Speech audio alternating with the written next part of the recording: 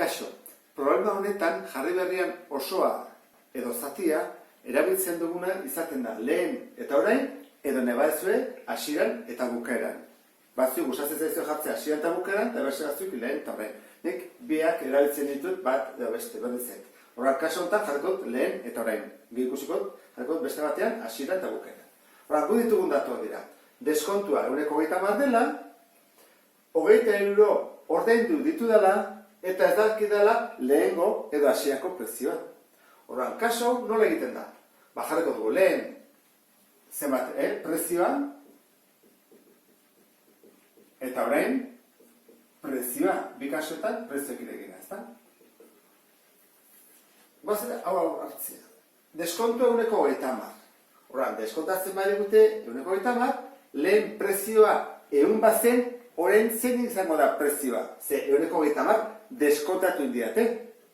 Orduan, deskontatzen baiate, 30 gelditzen zait. Ordaintzeko, 100 arte falta dena. Eta dela, 70. Oidan, lehenoko zein behar duguna.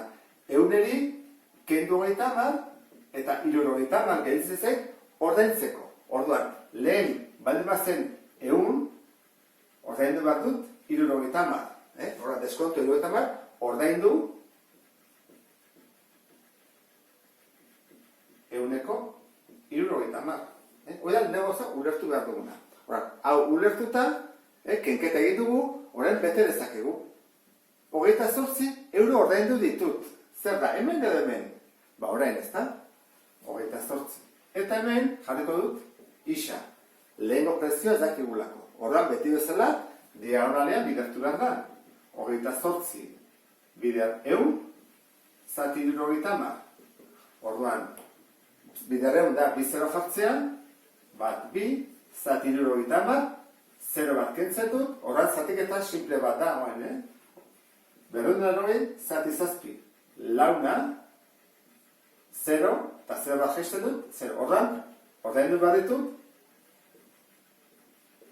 ordaindu behar dut, zenbat, 40 euro. Kaso honetan, kenketa egin dugu, ikusi duzu bezala. Beste batzutan, behar da, batuketa bat. Guazen egitea, bigarren problema. Kaso honetan, ditugu bi datu.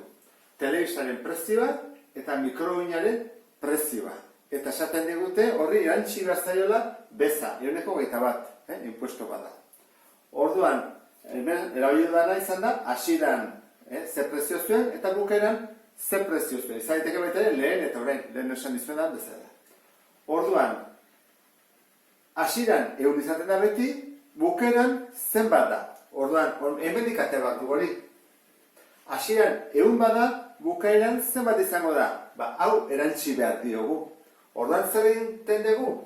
100 euro balio dunari, 21 erantzi behar diogu. Beraz da, 121. Horran, 121 baldin bada, esan nahi dudana da, 100 balio zuena, orain, zenbat ordaindu behar dut? 121, garestia bada, hau da proportzioa. Horren, hasi gaitezke egiten. Telebistak balio du, hasieran 398, bukaeran ez dakigu.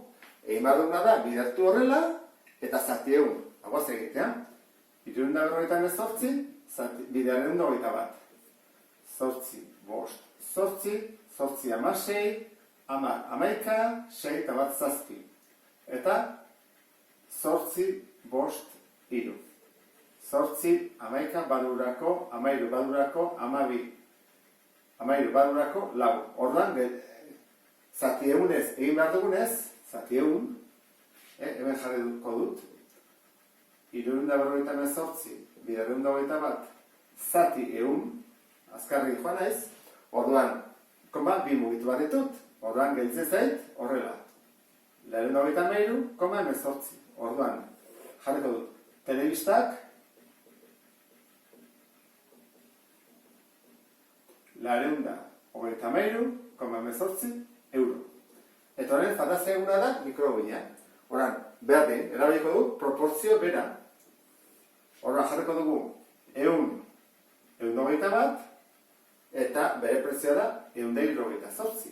Hemen jarriko dugu isa. guazen egitea. 121 bider 178, zati 1. Orduan jarriko dugu 178 bider 121, 8, 6 bat, 16, 12 bat, 13, 2 bat, 3. Eta hemen dugu 8, 6 bat. Guztira 8, 12 bat, 13 bat, 0, 2. Eta egin bat dugu zati 1. Orduan jarriko dugu koma 2. Orduan da, 203, koma 28. Eta jarriko dugu mikromuinak,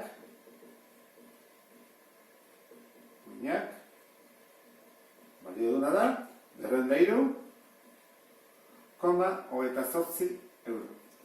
Goratu zaitezte, denian lehen orain torrela, jartzen dugu hasieran edo batuketa bat, hemen dugu bezala, edo aurrekoan bezala, kenketa bat. Eta orduan jartzen dugu 100, 121 bat, 100 aurrekoan zen 70 eta bat. Lehenago, kenketa edo batuketa bat. Bueno, hau izan da guztia, beste bat arte, agur.